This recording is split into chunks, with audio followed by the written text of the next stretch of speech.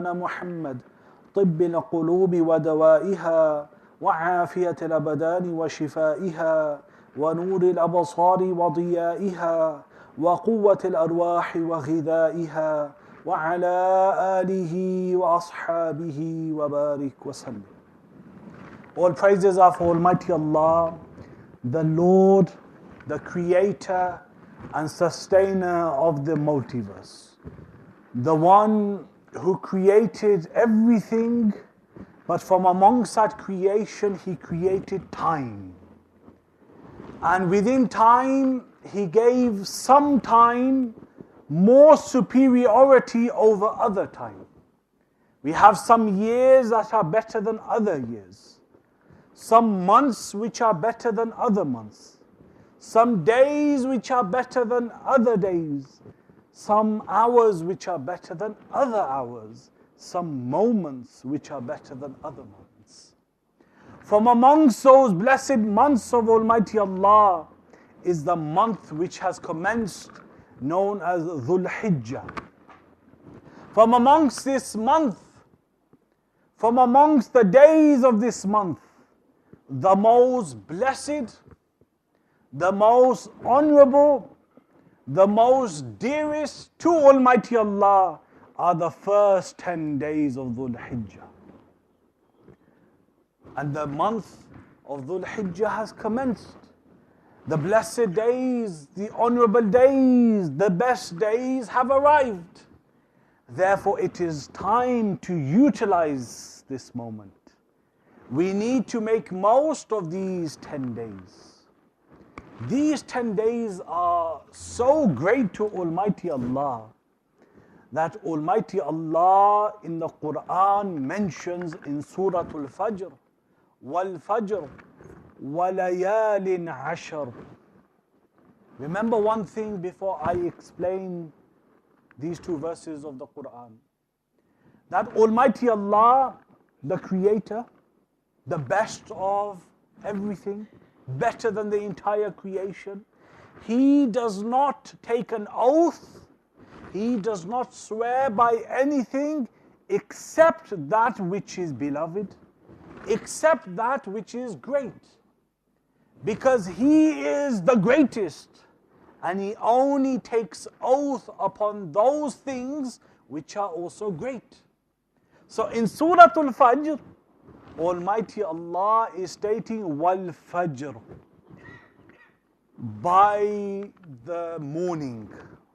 I swear by the morning.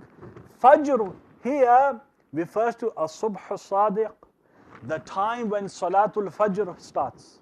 The night has finished, Isha has finished, and As-Subh As-Sadiq, the morning has started, Salatul Fajr has started. From darkness we have come to light. Almighty Allah is swearing and taking oath of that time. But along with that, and that which is related to this month, وَلَيَالٍ عَشْرٍ, Almighty Allah takes an oath, swears by the 10 nights of Dhul Hijjah. But the Quran mentions 10 nights. Which 10 nights? I just mentioned Dhul Hijjah, but how do we know this? The Quran just mentions وَلَيَالٍ عَشْرٍ, and I swear by the 10 nights. What do these 10 nights refer to? We turn to the great companion of Rasulullah sallallahu alayhi wasallam, Sayyiduna Abdullah ibn Abbas radiyallahu ta'ala anhuma.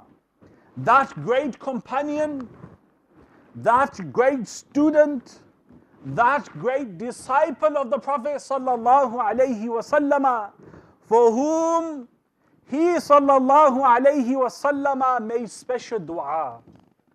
What was that special supplication?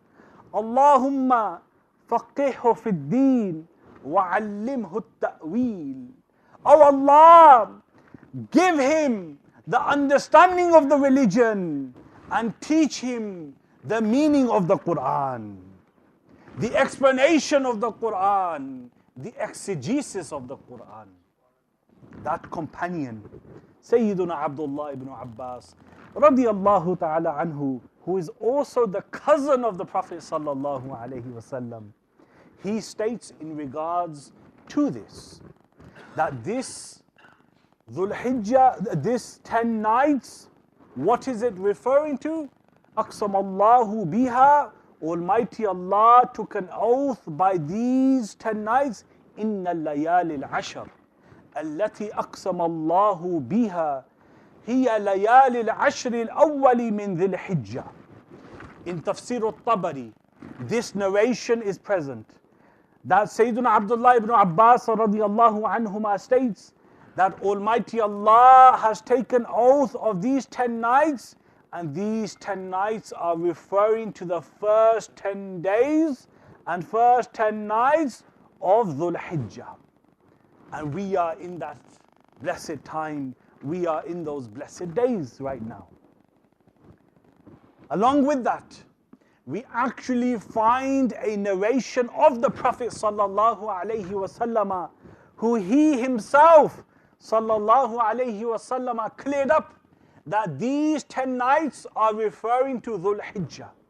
Also mentioned in Tafsir al-Tabari is the narration that the Prophet sallallahu alaihi wasallam recited this verse, wal fajr, then walayalin ashr, and then said Ashrul Adha, that these nights are referring to the 10 nights of Dhul Hijjah. So we know by consensus that these 10 nights are those that Almighty Allah has taken an oath of. The greatest one has taken an oath by these 10 nights. Therefore, if we do not utilize these 10 nights, if we don't make most of these 10 nights and 10 days, then unfortunately we have become deprived of goodness. We have become deprived of the opportunity to attain closeness to Almighty Allah. Therefore, the days have started now. The night occurred yesterday, and the day has occurred now. Let's make most of these 10 days and 10 nights. In this verse, Almighty Allah, when He's referring and taking oath of these 10 nights, Almighty Allah hasn't mentioned Alif Lam in front of these words. But He starts off the Quran, this surah, by saying Wal Fajr. There's Alif Lam written on it. Alif Lam. Wal Fajr. When it comes to Walayalin Ashr, there's no Alif Lam. Okay.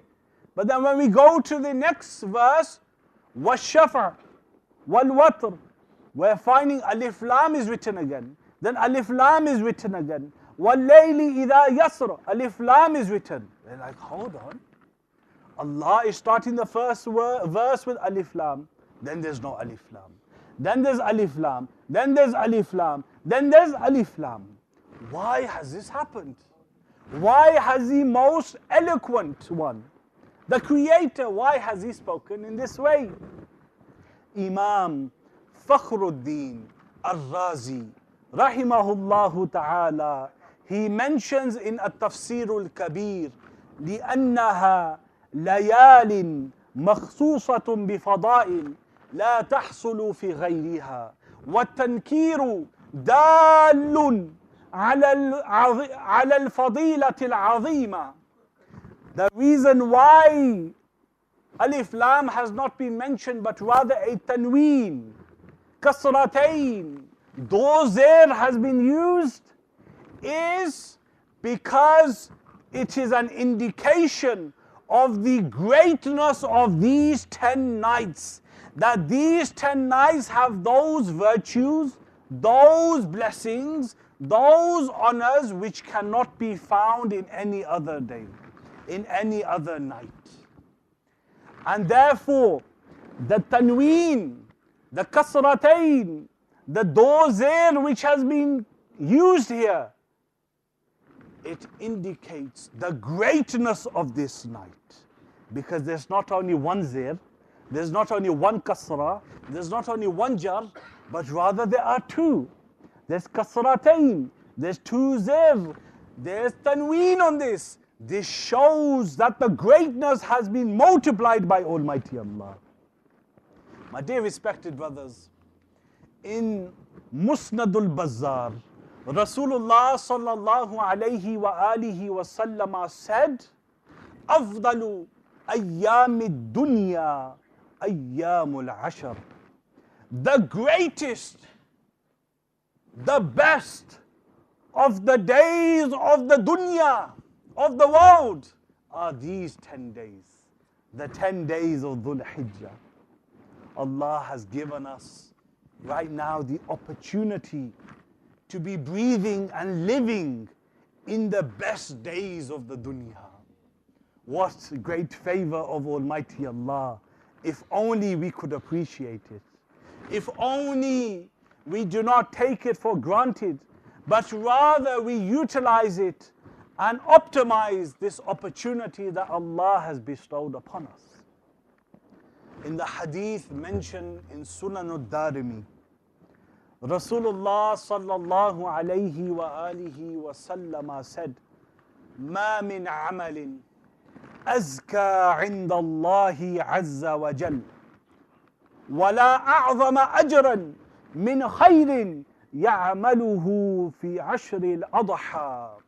There is no action or deed which is more pure and more greater in terms of reward in the sight of Almighty Allah than that deed, than that good action which is done in the 10 days of Dhul Hijjah.